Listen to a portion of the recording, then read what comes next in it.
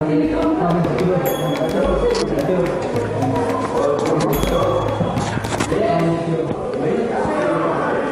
right. Bon, Ryan, je te préviens, c'est filmé. Hein? Si c'est un bon sujet, je le publie. Fais-moi.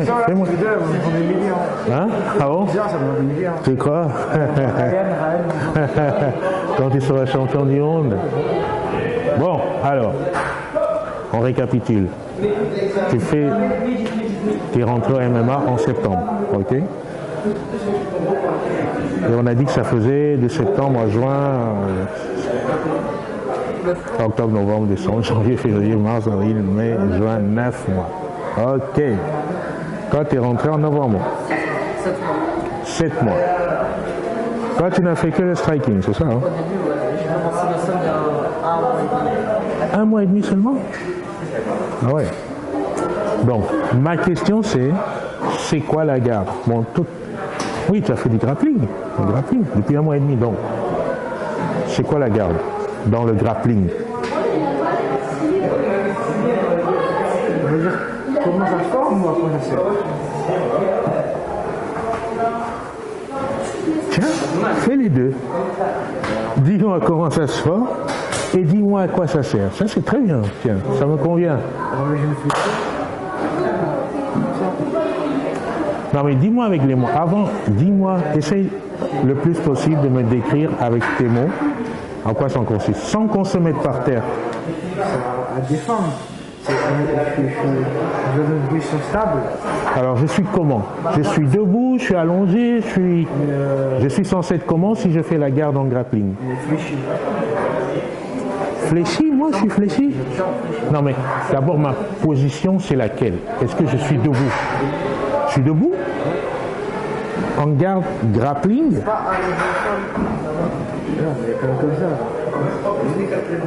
Attends. Le grappling, c'est quoi? C'est du sol. Mais elles amenent au sol. Et du coup, ça commence au bout. D'accord. Ok.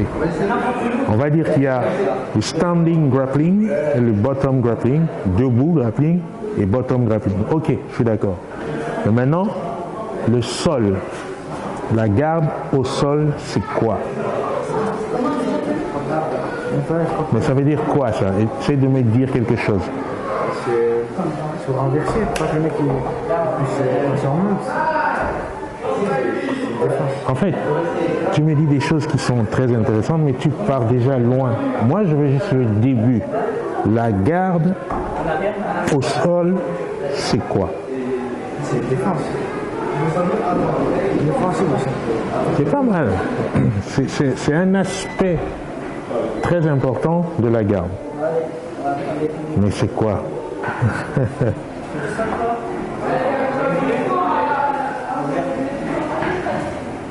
Parce que dans le bottom wrestling, dans le bottom grappling, bonjour, ça commence, le grappling au sol commence par la garde, c'est-à-dire c'est le début. Et pour bien faire la garde au sol, il faut comprendre ce que c'est. C'est ça que je vous demande. C'est quoi? Ça va? C'est une garde. C'est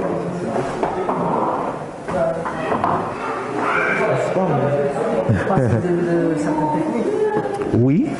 Comme le triangle. Oui. Oui. C'est le début d'une certaine technique comme le triangle, etc. Comme à la boxe, c'est une garde. Exactement.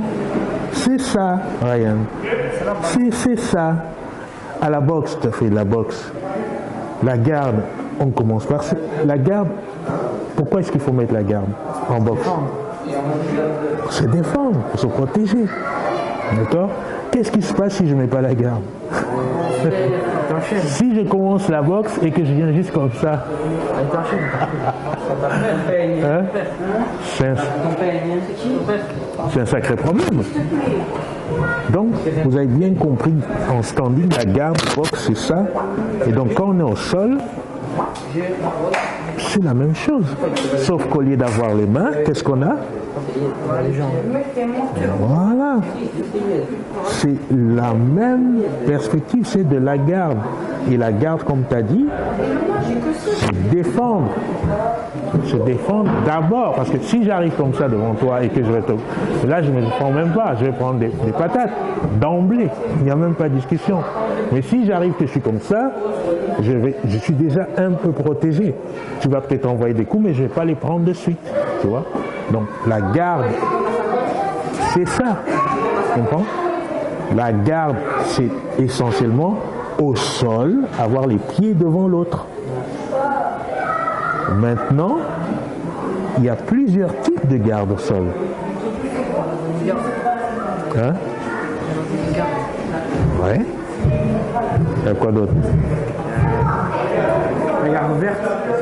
Oui.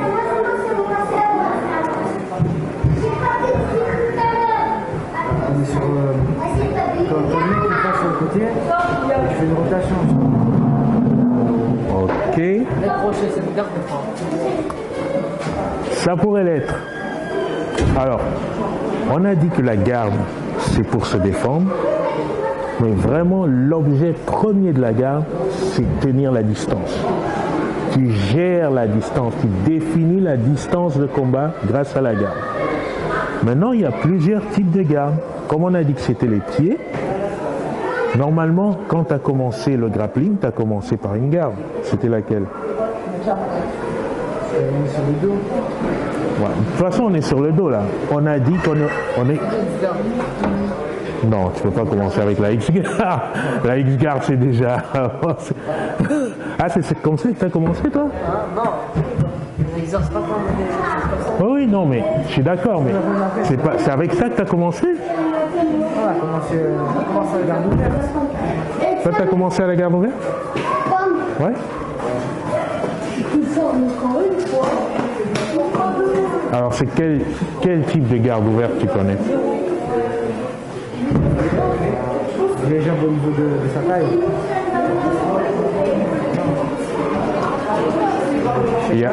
Chaque pied ils sont en appui.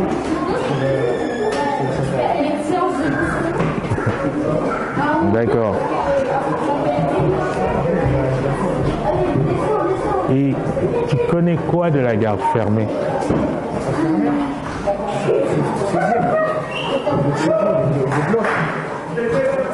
C'est-à-dire? C'est pour empêcher la personne de passer la garde, de prendre la montée au niveau. Là, vous avez l'évaluation. Ouais, en gros, ouais. J'ai déjà fait une évaluation. Ouais. C'est pas mal ton idée. Attends, vas-y, redis. Pour empêcher la personne de prendre la montée ou de prendre le dos. Il faut une position avantageuse. Parce que si on n'est pas la garde, on va prendre le dos ou la montée. Elle prend une position avantageuse. Voilà, mais maintenant c'est la garde. On a l'avantage. C'est pas mal, hein. C'est pas mal. En fait, tu dis... Bon, tu sais comment elle se forme, cette garde fermée? Elle se forme comment? Ok. Mais comment précisément? Quand la personne elle veut passer la garde, Non, il est... Mais comment tu la formes? On fait des pieds, on les fait. Exactement. Ah non, c'est ok. On fait un loquet derrière séance avec les suies. Je suis d'accord. Ça, c'est la garde fermée. Mais maintenant, de là, qu'est-ce qui se passe? Qui est fort? c'est nous, là, c'est nous. Qui est fort? Celui qui est au-dessus ou celui qui est en dessous? Pourquoi il est fort? J'ai le contrôle. T'as quel contrôle? J'ai le contrôle de son bassin et tout. Son dos. Et donc tu es fort. Tu peux tout faire là. Et lui il peut rien faire. Lui, il est coincé. Pour faire un truc, il faut qu'il sorte. D'accord. Et donc du coup, tu es avantagé. Je peux faire plus de gestes que lui peut en faire. On peut le renverser aussi, et prendre la montée. C'est pas mal ça, comme approche que vous avez. Mais la réputation de la garde fermée, au départ, c'est que c'est une position neutre. C'est-à-dire qu'on est à 50-50. même si, comme vous dites, tu as le contrôle du bassin. C'est quoi son avantage? Son avantage est qu'il a de la posture. Non, ça compte pas. Il a juste de la posture et il est dans ton axe. Tu vois? Tant que c'est comme ça, tu peux rien faire avec sa posture et que tu restes devant lui. Tu es obligé, dans la garde fermée, de casser sa posture et de prendre un angle pour commencer à faire n'importe quoi. Mais si tu restes juste devant lui et que lui il est assis debout comme ça, qu'est-ce que tu peux faire? C'est ça qui fait que c'est neutre. Donc lui, il est ici, il peut ouvrir la garde. Toi, tu es en bas, tu peux casser la posture. On est 50-50. Tu comprends? Alors, là, tu pars sur autre chose. La compétition, les points, tout ça, ça c'est un autre débat. Ça, c'est un autre débat. On est ici en train de vouloir comprendre la garde. Donc déjà, on a défini, on a dit que c'était la défense, au sol, les pieds devant. Là, on est plein. Mais après, on dit que bonsoir, il y a la garde fermée, la garde ouverte. Après, il y a plusieurs types de garde. Toi, tu as parlé de la X-garde. Tu connais la X-garde? Tu la connais, toi aussi? En général, au sol, chacun a sa garde préférée. Toi, c'est quoi? C'est quoi? Comment tu rentres en X-garde? Il est debout là, il est debout et moi je suis à côté. Et là, je rentre mon pied. Toi aussi c'est la X-garde, Étienne? Moi c'est chez Flavio. Oui, ouais. Moi c'est. J'aime bien quand il est debout et moi je suis en dessous. C'est en garde. Après, Ouais, mais quelle garde? Renverser. Quelle garde? Comment ça s'appelle? Je fais comme ça là, et je renverse et je prends son pied. Ce que j'ai fait à la fois, c'est mon frère. C'est quoi? Ah non, Et je roule sur l'épaule. mais c'est pas une garde ça. Ça c'est le Imanari roll, là où tu tournes et après tu vas chercher la note. Mais donc t'as pas une type de garde au sol. Je suis allé sur toutes les gardes. À part la demi-garde, ça c'est. La demi-garde, t'aimes pas? T'es pas à l'aise? Elle peut facilement passer la main, elle peut facilement prendre la main. Oui, mais l'arsenal qu'après Ok, d'accord. En tout cas, c'est bien les gars. Vous avez des idées. En fait, ce que je souhaite, c'est qu'à chaque fois, vous ayez les idées claires. C'est quoi une garde? Tac, la défense. C'est quoi ta garde préférée? Bah, ma garde préférée, c'est X. Ma garde préférée, c'est demi-garde. Si c'est pas clair comme ça, à chaque fois que tu vas faire du grappling, ton grappling il sera brouillon. Tu vas être là, tu sais pas, parce que c'est pas clair dans ta tête. Ça commence dans la tête. Vous, ça peut être en dessous ou au-dessus? Alors, par définition, l'enseignement, quand tu arrives et que tu es nouveau au grappling, ça s'impose à toi. Tu peux rien préférer. Tout le monde va te mettre en dessous parce que tu sais rien. Donc tu es obligé de commencer par en dessous. En général, tu sais rien. Tu sais pas passer une garde, tu sais pas attaquer, rien. Tu vas subir la pression de ceux qui connaissent. Donc tu seras en dessous. Tout le temps. Essayer de sortir d'une clé de bras, essayer de sortir d'un triangle, essayer de sortir d'un... Tout le temps, c'est ça. Quand tu es novice, que tu sais rien, obligé d'apprendre. Donc, je suis passé par le dessous. Et après, quand je me sentais un peu à l'aise, je me suis dit, tiens, il faut que je fasse un peu de lutte pour commencer aussi à être debout. Voilà comment c'est. Mais vous préférez quoi déjà? Aujourd'hui, en fait, c'est parti par cycle. Quand j'ai travaillé dessous, j'étais content. Après, quand j'ai compris que c'était mieux de debout, j'ai commencé à travailler debout. Et maintenant, c'est encore tout récent que je réalise en fait que le sol, c'est encore mieux si tu l'enchaînes bien du debout. J'ai tendance à préférer le sol. Donc c'est par cycle. Au fur et à mesure que je m'informe, ça change. Tu vois? Toi, tu préfères quoi, toi? Entre le sol et le debout ou... Entre le sol et le debout. En dessous? Non, moi je préfère quand je vais dans ma gare. Comme ça, je vais dans ma gare. Alors c'est quoi ta garde? Ma gare? Ta garde préférée? Gare fermée, ouais. Ah, ta garde fermée? Ouais. Ok. Mais là, elle va pas agir la gare. Au moins, il y a tout. Alors, la garde fermée, je te dis, comment ça il y a tout? Tiens, c'est intéressant. Client, visite droit, beaucoup de techniques. C'est vrai? 50, là, 50. Non, au départ. Au départ, mais c'est une bonne garde. Je t'ai juste dit qu'au départ, on est face à face. C'est comme si on était là tous les deux. Au départ, en boxe, on est tous les deux là, c'est 50-50. Maintenant, celui qui commence à bouger va prendre un avantage. C'est la même chose, on garde. On est là, face à face. Celui qui va commencer à bouger, prendre des grippes, va prendre l'avantage. Tu vois? Et là, il a raison, il y a tout qui peut se présenter, des clés, des ceci, mais il faut comprendre comment ça marche. Donc, je ne dis pas 50-50, il ne faut pas croire que c'est un problème, au contraire. Tu vois? Aux autres, on essaie de laisser un maximum la salle de muscu pour ceux qui font de la muscu. Jean-Serge, quand il brille, il se met dans un coin tranquille, et on ne gêne pas. Mais les gars, on fait de la muscu. Moi, ce que je fais du pied, c'est passage de garde. Il y a sur cette possibilité, il n'y a pas à associer. Comment Il y a le chien, il est rentré, c'est pas la même. Encore, ouais, le chemin, c'est dedans. J'ai pas compris. Mais c'est passage de garde. Le passage des gardes. Souvent, je vais faire un truc, il me gonfle, je ne peux pas faire derrière. Après, je suis bloqué.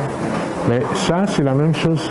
Déjà, comme on a clarifié l'histoire de la garde, si tu n'as pas une idée claire dans ta tête, c'est normal que ça arrive. Parce que tu ne sais pas quoi faire. Parce qu'en fait, tu ne sais pas quoi faire.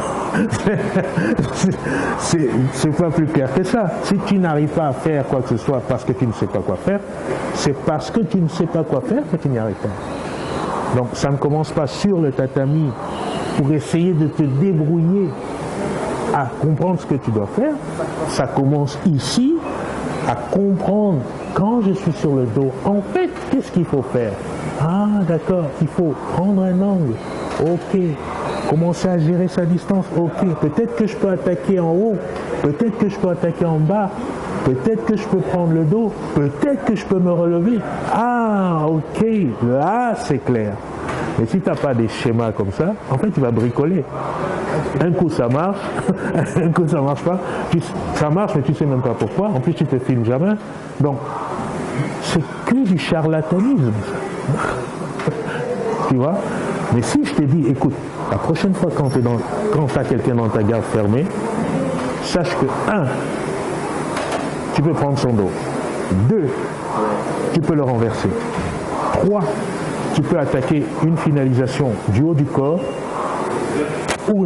Et 4, tu peux attaquer une finalisation du bas du corps. 5, tu peux te relever. Tu as 5 choses que tu peux faire. Tu n'as jamais entendu ça?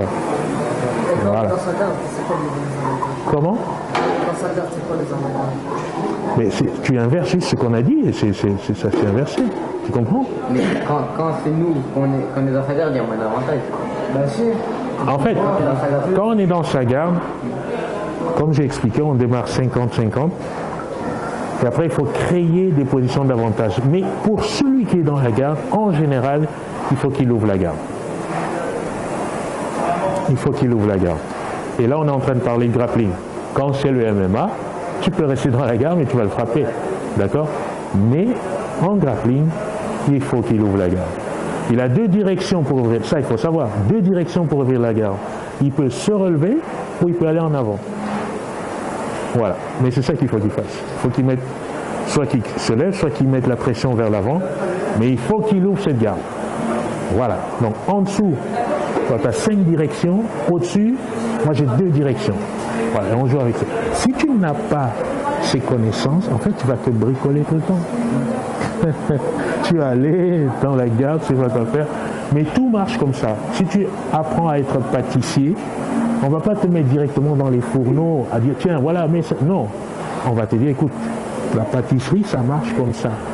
Il faut savoir que 1, 2, 3, 4. Ok, tu as compris? Oui. Bon, maintenant, on va dans l'atelier. Je t'ai dit 1, c'est quoi? Tac. 2, c'est quoi? Voilà, maintenant, on peut faire le gâteau. Mais si tu vas juste dans l'atelier, ah, je vais prendre des ingrédients, je vais faire les gâteaux, tu vas nous faire quoi là? Moi, je ne vais pas manger ça. Hein.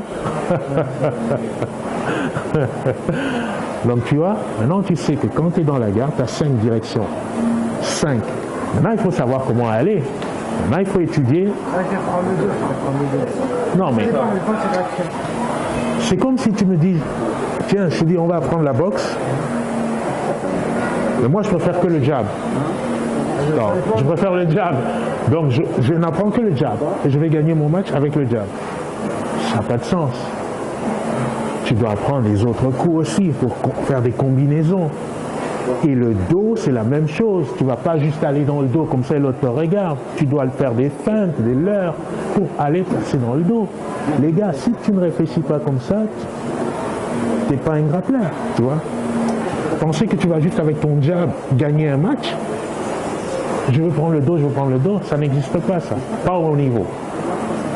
Tu peux faire ça avec des gens qui ne savent rien à rien, mais ça c'est pas enfin, moi c'est pas intéressant pour moi si ça t'intéresse. Si tu me dis que tu veux être champion du monde mais que tu veux faire des choses sur des gens qui ne connaissent rien, ça n'a pas de sens. Quand tu veux être champion du monde, la boxe, c'est pas que le jab, c'est les feintes. Et il a dit aussi.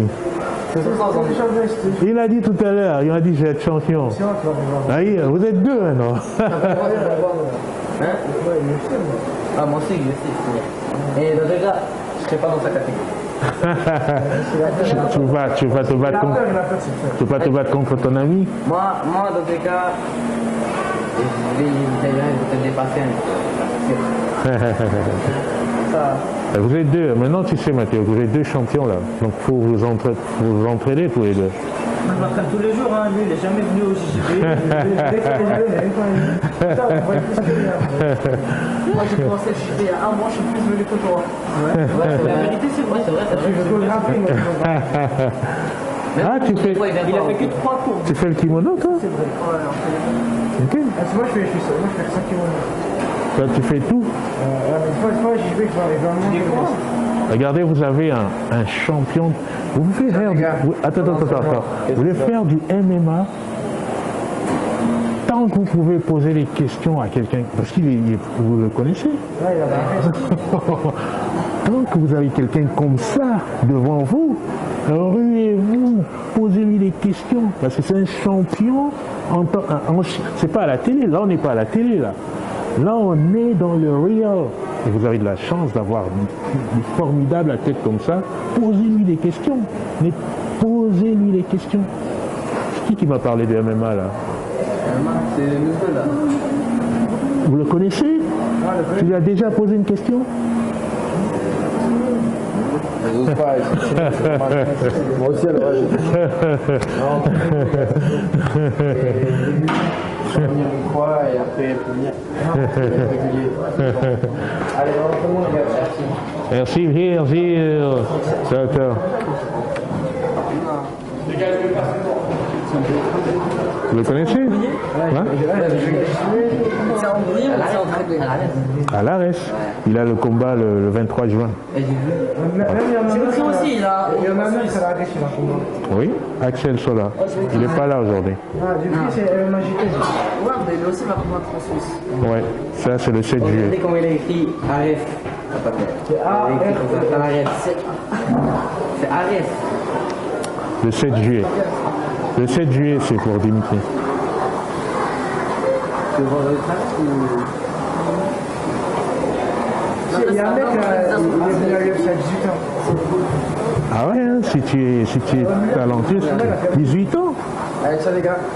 Ciao, Virgile. Ciao, Oscar. C'est un Mexicain, Un Mexicain? Waouh. C'est le plus mal, il est venu à 18 ans. Ah,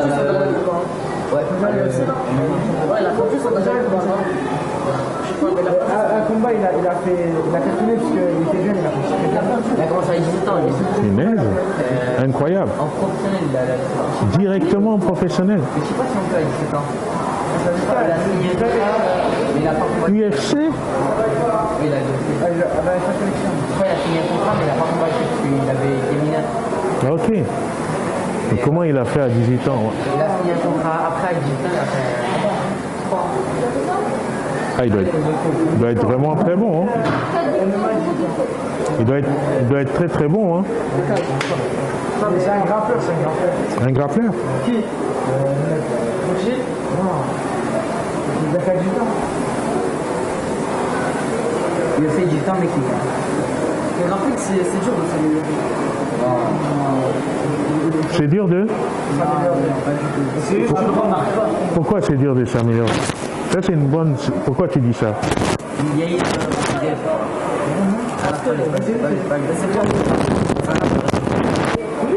Que tu peux pas voir les efforts?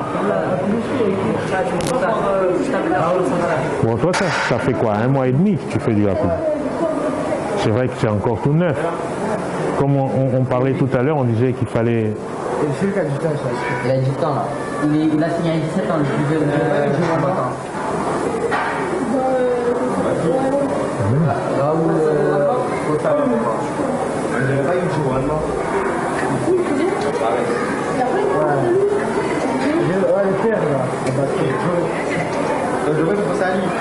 Raoul Rosas. Il a signé tôt lui. Et il a plus de 20 000 son premier combat. Vous regardez aussi. Vous regardez les fêtes déjà.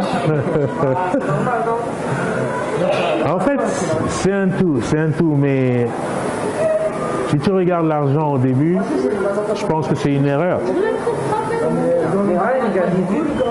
Gordon Ryan, il gagne beaucoup d'argent. Et c'est dur pourquoi?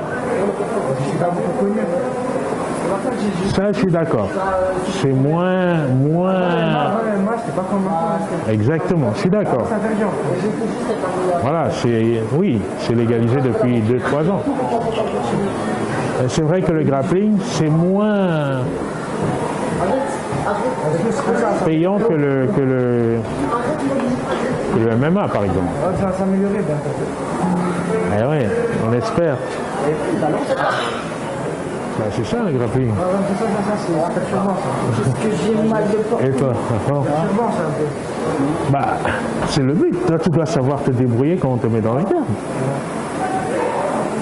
Après, j'arrive à... Il faut ouvrir la garde et passer la garde. Ou alors, ouvrir la garde et attaquer les clés de jambes. La lutte, j'en fais, en ce moment, j'en fais plus en perso, avec en one-on-one, comme je te dis, travailler tout seul. Du coup, perso, ça entraîne. Parce que tu travailles sur... J'ai un peu, j'ai fait un perso. Comment? Les pros s'entraînent en perso, non? Beaucoup. Alors, un coach personnel et il reste qu'à ce coach. Non, en fait, d'abord, je t'ai dit, ça commence, je vais toujours dire, la bonne information. Après, tu as une organisation de ton entraînement.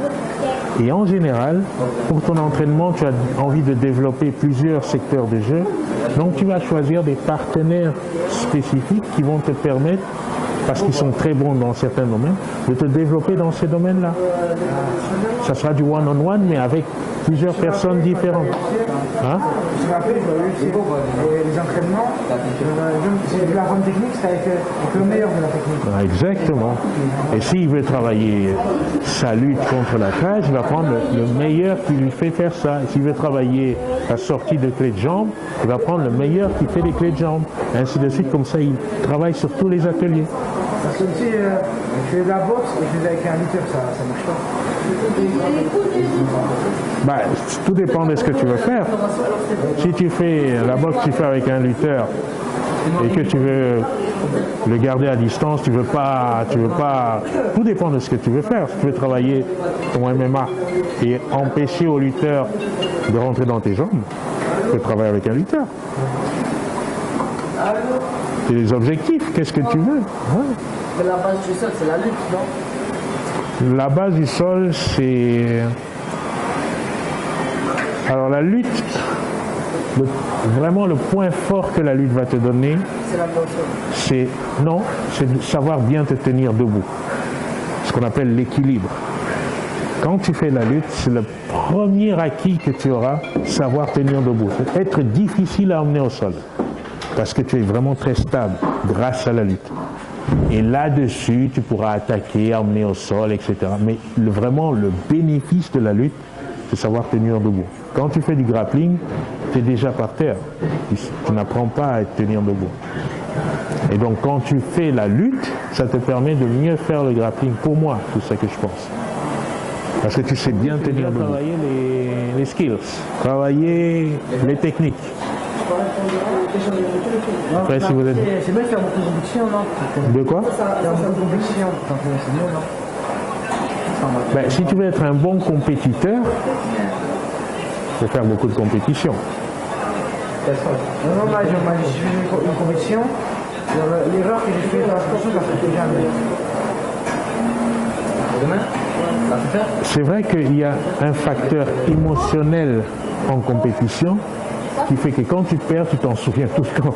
Donc tu retiens mieux. Mais pour moi, ce n'est pas l'unique manière de retenir ces erreurs. Moi, personnellement, je ne vais pas en compétition, mais je filme tout.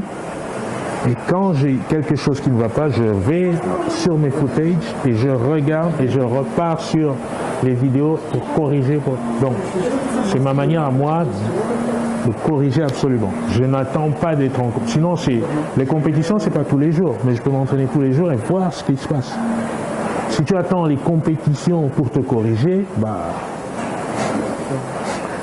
une compétition 1 mois, 3 mois après, une correction, tu perds beaucoup de temps. Tu vois?